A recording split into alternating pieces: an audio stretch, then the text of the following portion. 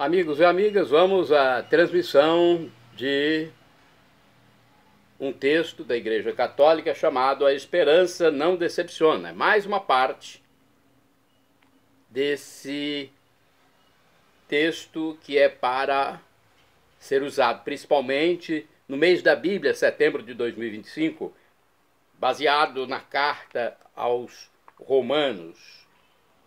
Eu fiz em partes aqui nos meus endereços telemáticos, porque ele é muito grande. Então você pode acessar para ver todas as partes do texto da Igreja Católica, A Esperança Não Decepciona.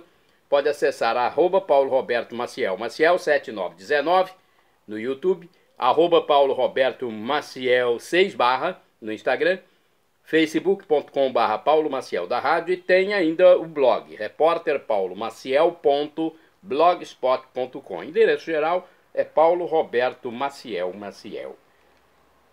Neste vídeo, mais uma parte do texto que está na página 76 em diante. Hino ao amor de Deus em Cristo. Romanos capítulo 8, versículos do 31 ao 39. Diz assim o texto A Esperança Não Decepciona da Igreja Católica. Coroando todo o capítulo 8, que se iniciou com a afirmação de que o cristão nada deve temer, São Paulo apóstolo apresenta de modo enfático o motivo de toda a esperança. Pois se em Cristo o Espírito libertou o cristão de toda a condenação, nenhum sofrimento é maior do que a esperança a que somos chamados, e tudo colabora para a nossa salvação.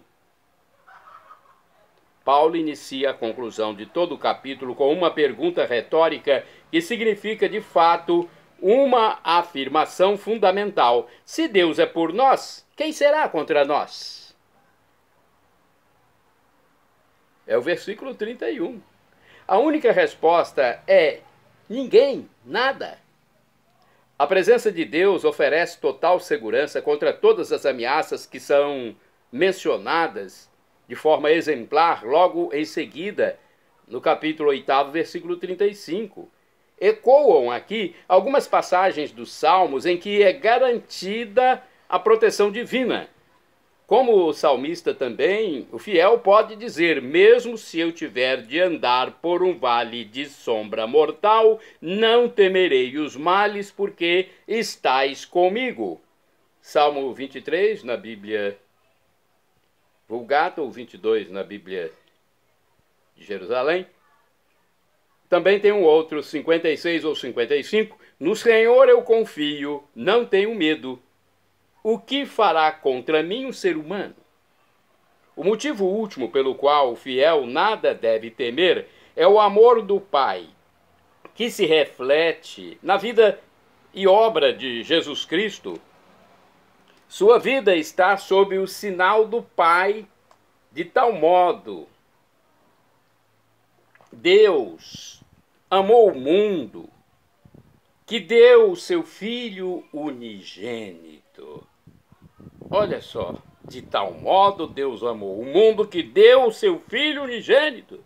João capítulo 3, versículo 16. Mas também sua cruz e ressurreição fazem parte dessa entrega.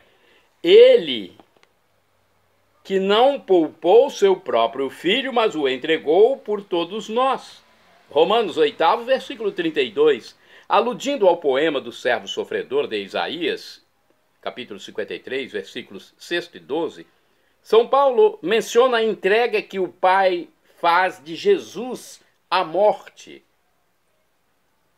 Todos nós, como ovelhas, estávamos desgarrados, cada um se desviando por seu próprio caminho. Isaías 53, versículo 6. Agora Isaías 53, versículo 12. Por isso vou partilhar muitos com ele, e com os fortes dividirá os despojos, pois entregou à morte sua própria vida e foi contado entre criminosos. Ele, porém, estava carregando os pecados de muitos e agora intercede pelos transgressores. Não se trata, porém, de uma punição jurídica que o pai impõe a Jesus. Ao falar de não poupar seu próprio filho, Paulo recorda também o sacrifício de Isaac, em Gênesis capítulo 22, versículo 16, no qual não há nenhum traço de crueldade. A questão é a fé e a confiança de Abraão que são provadas. De outro lado, a entrega que o pai faz do filho por todos nós é um ato de amor, pois ninguém tem maior amor do que aquele que dá a própria vida. João 15, versículo 13. A obediência de Jesus ao Pai, entregando-se à morte, é um ato de amor. Romanos 5, versículo 19, Filipenses capítulo 2, versículo 8, que responde ao amor do Pai pela humanidade decaída. Tão grande amor, João 13, versículo 1 até o fim, nos dá a certeza da presença de Deus em nosso favor. Ela é garantida porque a doação de Jesus a nós não parou na sua morte, mas, pela ressurreição, foi superado todo o mal. Foram vencidos a morte e o pecado. Mas não só, na glória onde agora está, ele continua em sua atitude de amor que intercede pelos pecadores, de modo que sua presença salvífica para nós não pertence somente ao passado, mas é continuamente presente. Em Romanos capítulo 8, versículo 34, Paulo diz: quem condenará? Cristo Jesus, que morreu, mas ainda que ressuscitou e está à direita de Deus, intercedendo por nós? Tudo o que poderia abalar a nossa fé, tribulação, angústia, perseguição, fome, nudez, perigo, espada, versículo 35, e tantas outras ameaças, encontra a barreira inexpugnável do amor de Deus em Cristo. Em sua vida apostólica, São Paulo passou por muitas tribulações e mesmo perigos de morte. Ele chegou ao martírio. Fala assim por experiência. Pode dizer então com autoridade: tenho certeza de que nem a morte, nem a vida, nem outra criatura qualquer será capaz de nos separar do amor de Deus. Romanos capítulo 8, versículos do 38 ao 39. E assim, deixando ecoar palavras do servo sofredor de Isaías, ele pode desafiar os seus acusadores. Se Deus é por nós, quem será contra nós? Romanos 8, versículo 31. Está perto aquele que me justifica. Quem vai demandar contra mim? Quem é o meu adversário? Vede, o Senhor Deus é quem me ajuda. Quem me condenará? Está em Isaías, capítulo 50, versículos do 8 ao 9. As tribulações pelas quais passou, e pelas quais, de modo semelhante, passam também os cristãos, Paulo as considera como provas que são não apenas superadas, mas, mais do que vencidas, somos mais que vencedores. Upernicomen, super vencedores. Em tudo isso, porém, somos mais que vencedores graças àquele que nos amou. Capítulo 37. A força do amor de Deus não nos abandona. Antes, manifesta-se mais claramente nos sofrimentos e nas fraquezas. 2 Coríntios, capítulo 12, versículo 9. É na máxima aniquilação, humanamente falando, que se manifesta de modo máximo o amor de Deus que não se separa de nós. O cristão recebe de Deus a força para tudo vencer supereminentemente. E em vez de ficar separado, estará sempre mais unido a Cristo. E o motivo último disso, Paulo nos dá por meio de uma bela definição de Jesus, que mostra quem ele é para nós. Ele é aquele que nos amou, assumindo sua vida, sua paixão e morte por nós, e vencendo a morte por sua ressurreição, e não só no passado. Seu amor por nós permanece sempre. Nem outra criatura qualquer será capaz de nos separar do amor de Deus que está em Cristo Jesus, nosso Senhor. Capítulo 39. Em seguida, em nova enumeração, Paulo reafirma com convicção a mesma ideia do poder do amor divino. Com grande força retórica, expõe em 3 duplas de elementos contrapostos, aos quais são acrescentados um elemento, uma nova dupla e uma síntese geral, as realidades que poderiam se opor a esse amor. O primeiro par contrapõe morte e vida. Para grande parte da antiga tradição hebraica, embora nos últimos séculos do Antigo Testamento tal concepção tenha sido superada, a morte significava afastamento de Deus. Mas, no agora do tempo cristão, isso não existe mais. Mesmo na morte, o amor de Deus nos acompanha. De sua parte, a vida, com seus atrativos e seus dissabores, também não é uma força capaz de superar o amor de Cristo e assim nos afastar dele. Vida e morte pertencem ao Senhor. Morrer ou viver é sempre estar unido a Cristo. Temos aqui Romanos, capítulo 14, versículo 8. Se estamos vivos, é para o Senhor que vivemos. E se morremos, é para o Senhor que morremos. Portanto, vivos ou mortos, pertencemos ao Senhor. Para mim, de fato, diz ele na carta aos Filipenses, capítulo 1, versículo 21, para mim, de fato, o viver é Cristo e o morrer é lucro. O segundo par diz respeito a seres angélicos que nas epístolas paulinas por vezes são nomeados como benéficos e por vezes como forças opostas a Deus, porém incapazes de nos separar do amor de Cristo. A esses seres do mundo sobrenatural está ligado o termo potestades, dynameis, que surpreendentemente vem isolado após o par presente-futuro, mas que ocorre junto com outras categorias angélicas em diversas passagens do Novo Testamento. O par presente-futuro segue indicando a dimensão temporal referente à vida presente e à escatologia final. Corresponde assim, em ordem invertida, ao par morte-vida.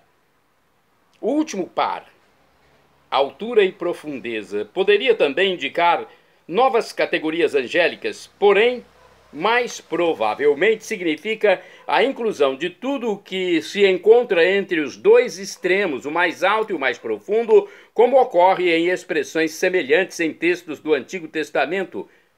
Isaías 7, versículo 11, indicaria, portanto, toda e qualquer realidade. A lista de elementos é concluída com uma expressão que sintetiza tudo o que foi dito anteriormente, nem outra criatura qualquer, para enfatizar que o amor de Deus em Cristo é força que vence absolutamente todo o poder ou dimensão da vida. Esse amor é aquele que Deus manifesta de modo mais forte em seu Filho, mencionado aqui de maneira ao mesmo tempo solene e cheio de ternura. Cristo Jesus, nosso Senhor. Romanos 8, versículo 39. Este Jesus, que esvaziando-se a si mesmo até a morte, é o Senhor de tudo e que, portanto, domina toda a criação e vence todas as vicissitudes da história, dando-nos, pelo Espírito Santo, participação em sua vitória. Romanos 8 e a vida cristã. Nosso texto fala da nossa vida à luz da meta última, a nossa salvação. Esta não é somente futura, mas já se inicia agora e influencia nossa existência. Somos filhos, herdeiros. Temos o Espírito Santo em nós que nos insere na Santíssima Trindade e nos dá a garantia de nossa glorificação. Longe de nos afastar de nosso compromisso com esta vida dos sofrimentos e esperanças da humanidade, particularmente daqueles que estão mais próximos de nós e são mais necessitados e desvalidos, essa esperança nos dá a força e a certeza de que o amor de Deus manifestado na vida, na morte e na ressurreição de Jesus superará todo o mal. Tal certeza tanto mais nos impulsiona e nos capacita em nosso engajamento pelo bem da humanidade, pela superação de toda situação de injustiça e de dor, para que todos possam experimentar já agora a presença inalienável de Deus em sua vida e na história, tendo a confiança de que por Cristo o Espírito ora em nós ao Pai, na expectativa da consumação da redenção, que incluirá o cosmo e toda a humanidade. Bem, são reflexões interessantes e eu gostaria de passar para vocês a oração do Jubileu 2025, Peregrinos da Esperança, que é do próprio saudoso Papa Francisco. Oração do Jubileu 2025, Peregrinos da Esperança. Pai que está nos céus, a fé que nos deste no teu Filho Jesus Cristo, nosso irmão, e a chama de caridade derramada nos nossos corações pelo Espírito Santo, despertem em nós a bem-aventurada esperança para a vinda do teu reino. A tua graça nos transforme em cultivadores diligentes das sementes do Evangelho, que fermentem a humanidade e o cosmos na espera confiante dos novos céus e da nova terra, quando vencidas as potências do mal, se manifestar para sempre a tua glória. A graça do jubileu reavive em nós, peregrinos da esperança, o desejo dos bens celestes e derrame sobre o mundo inteiro a alegria e a paz do nosso Redentor. A ti, Deus bendito da eternidade, louvor e glória pelos séculos dos séculos. Amém. Bem, agora eu gostaria de transmitir para vocês também alguma informação sobre o Jubileu da Esperança 2025 da Diocese de Colatina. Então, vamos lá com algumas informações de uma carta aqui do bispo do município da Diocese, Lauro Sérgio Versiani Barbosa.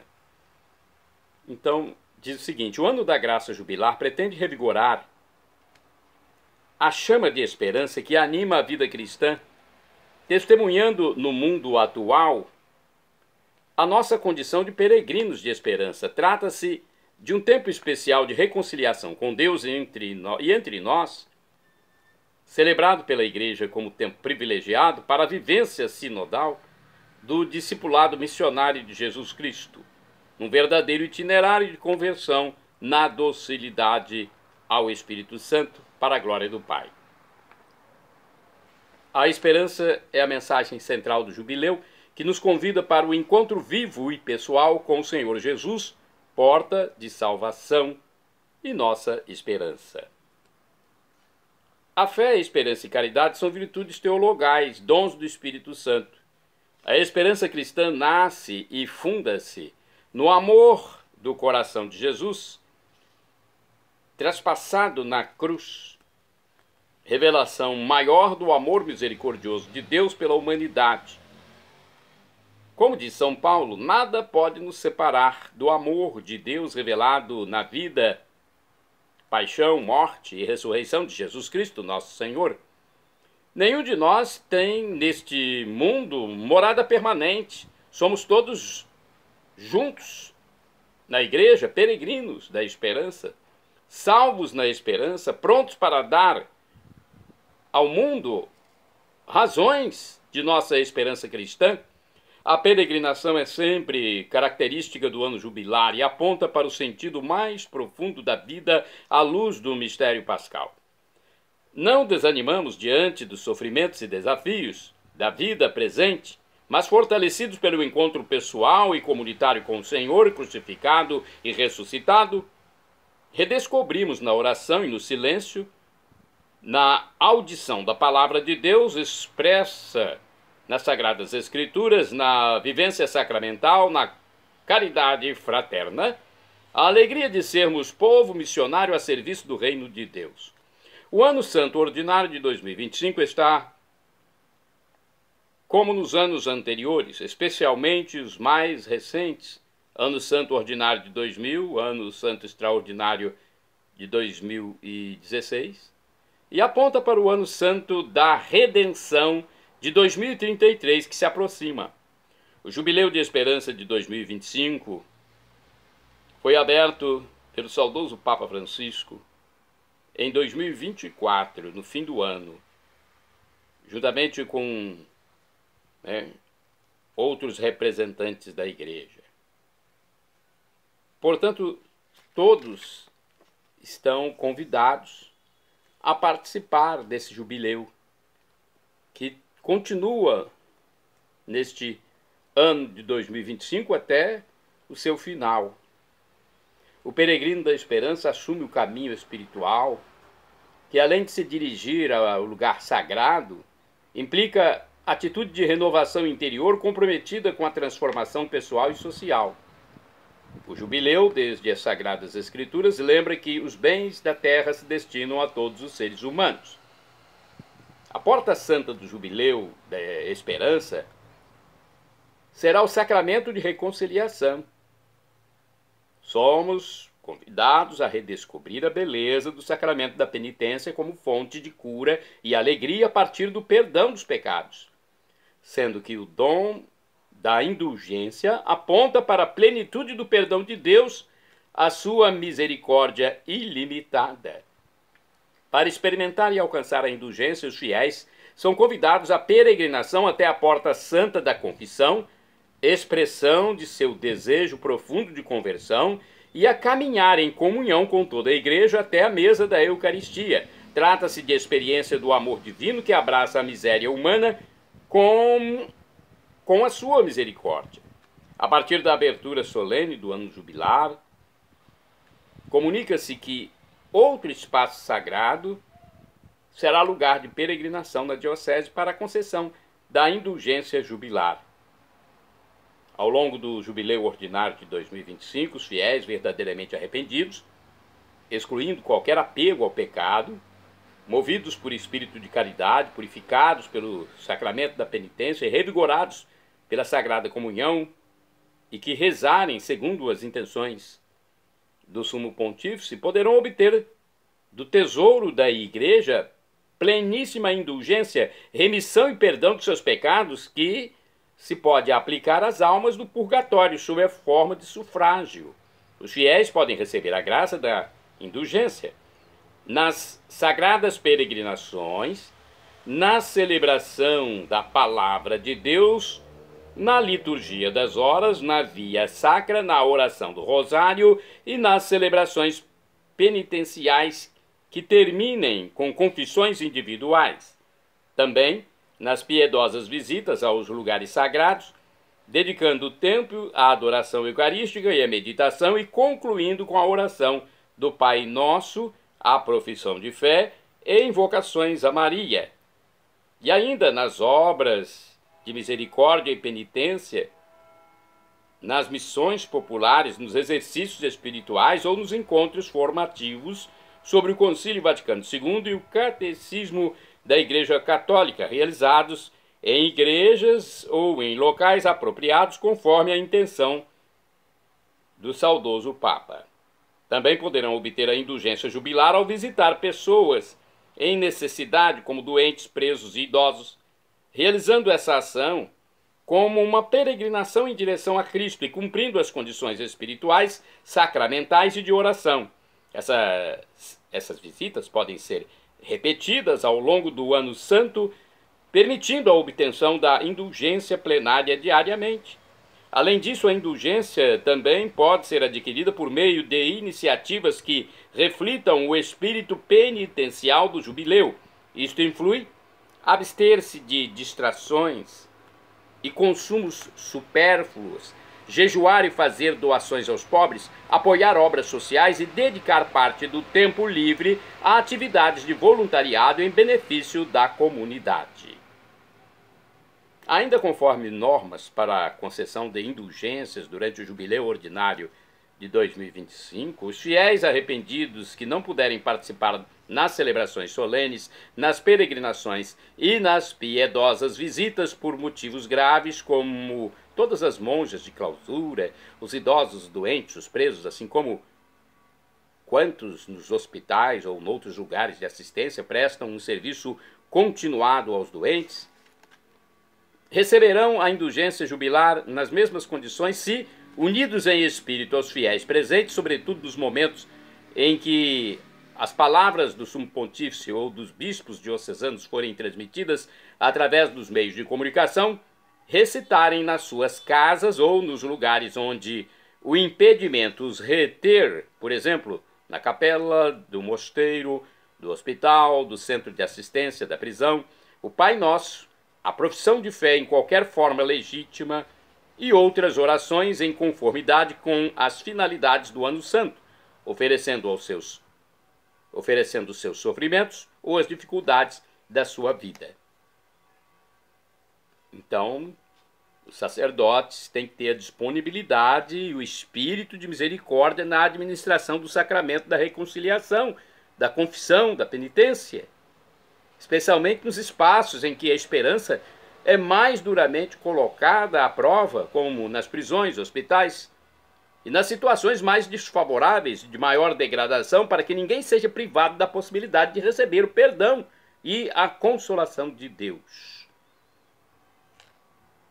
A indulgência não substitui o difícil trabalho do amor e não é, portanto, o cancelamento mais fácil das penas dos pecados. Ela é justamente a ajuda da igreja dirigida a favorecer a obra sempre mais difícil do amor. O ato sacramental, expressão do dom ilimitado da misericórdia, precisa encontrar a ação da igreja e pessoal como resposta ao dom da misericórdia. O ano santo jubilar terminará nas igrejas particulares no dia 28 de dezembro de 2025 e em Roma no dia 6 de janeiro de 2026, solenidade da Epifania do Senhor. Então são essas informações para você que acessa @PauloRobertoMaciel, Maciel 7919, @PauloRobertoMaciel 6 repórterpaulomaciel.blogspot.com e facebook.com/Paulo Maciel da rádio. Um abraço a todos, que Deus abençoe a você que está me ouvindo.